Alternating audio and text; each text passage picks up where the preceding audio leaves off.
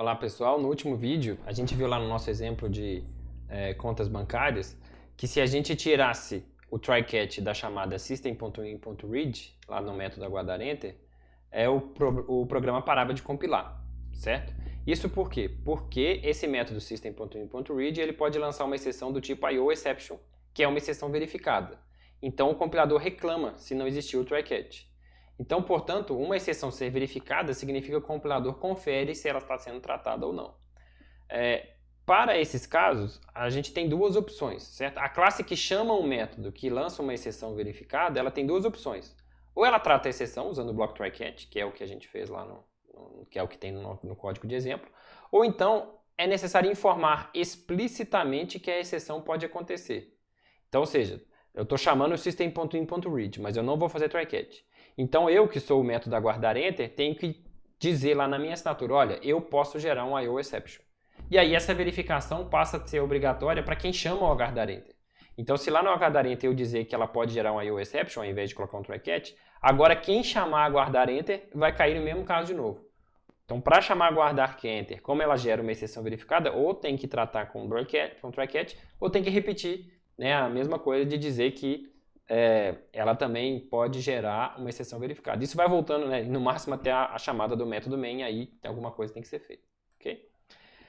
Então suponha que a nossa classe, né, que eu tinha falado, a gente poderia criar uma classe saldo insuficiente exception, ela herdava de runtime exception, que é o que faz mais sentido, tá, no nosso caso.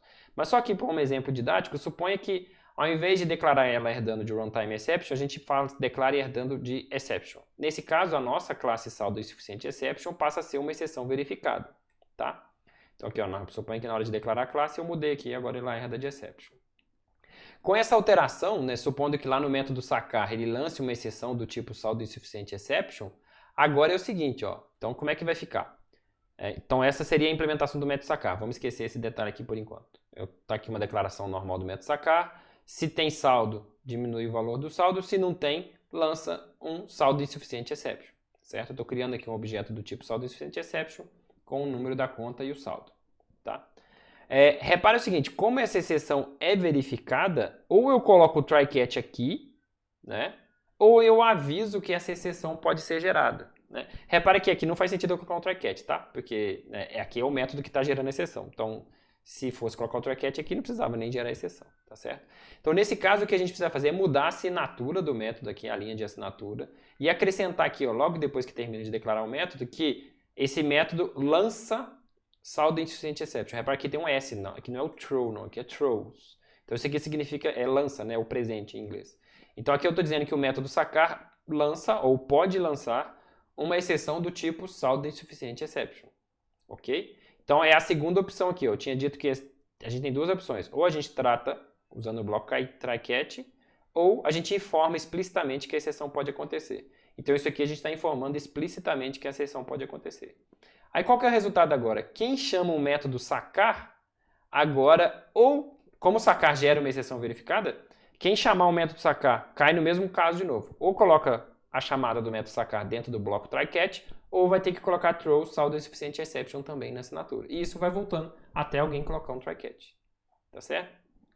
Então se a gente compilar o nosso exemplo tendo apenas essa alteração, o compilador vai reclamar que o método transferir não está tratando a exceção saldo insuficiente exception. Tá? O método transferir chama o método sacar. Então se o método sacar for alterado dessa forma, agora ou o método transferir faz um try-catch, certo? Ou então ele também informa que pode gerar esse tipo de exceção. Ok? Aí a gente aproveita isso aqui agora para dar mais um detalhe, né, sobre o tratamento de exceção, que é o seguinte. Suponha que a gente vá lá e altere o método transferir para fazer um try-catch. Ok? Repara que uma solução mais completa do que eu tinha apresentado antes, eu tinha apresentado antes uma solução com try-catch no transferir, que era o seguinte, eu saco e aí deposito, mas se der erro eu verifico se o saldo foi alterado, eu deposito de volta. Repare que do jeito que eu tinha feito antes, fazendo só isso, né, sem essa linha throw aqui embaixo, a gente ia esconder o erro do usuário, certo? O usuário que eu digo quem chamou esse método. Então, ia chamar o método transferir, ia dar erro, não ia perder dinheiro, né, porque o dinheiro está sendo devolvido, mas ia ficar por isso mesmo, não tinha nada no método transferir que indicasse que a transferência não foi feita. Então o que eu estou fazendo aqui agora é o seguinte, eu estou acrescentando uma linha throw throw é a nossa palavra-chave de lançar exceção, certo?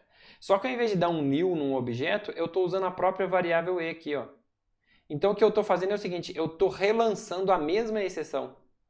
Então repara que se der uma exceção agora, ele vai cair nesse catch, vai tratar, né, devolver o dinheiro se precisar e vai relançar a exceção. Então como ele vai relançar a exceção, quem chamou o método transferir agora vai saber que essa exceção pode ocorrer. No nosso exemplo agora, como é uma exceção verificada, né, eu tenho que colocar aqui também para o método transferir que ela pode lançar uma saldo insuficiente exception. Tá certo? Então, da mesma forma, o método transferir da classe agência também deve informar que lança exceção com a palavra-chave throws na assinatura do método. Bom, por fim, o método da classe principal que chama o método transferir da agência, ele agora precisa colocar o try-catch, tá certo? Então, como o transferir agora lança aquela exceção, aí agora eu cheguei aqui no fazer transferência e agora eu tenho que fazer o try-catch. Ou eu poderia dizer aqui que também lança, mas agora faz mais sentido eu fazer o try-catch, tá? No caso, estou fazendo o try-catch aqui, só exibindo a mensagem para o usuário. Tá ok?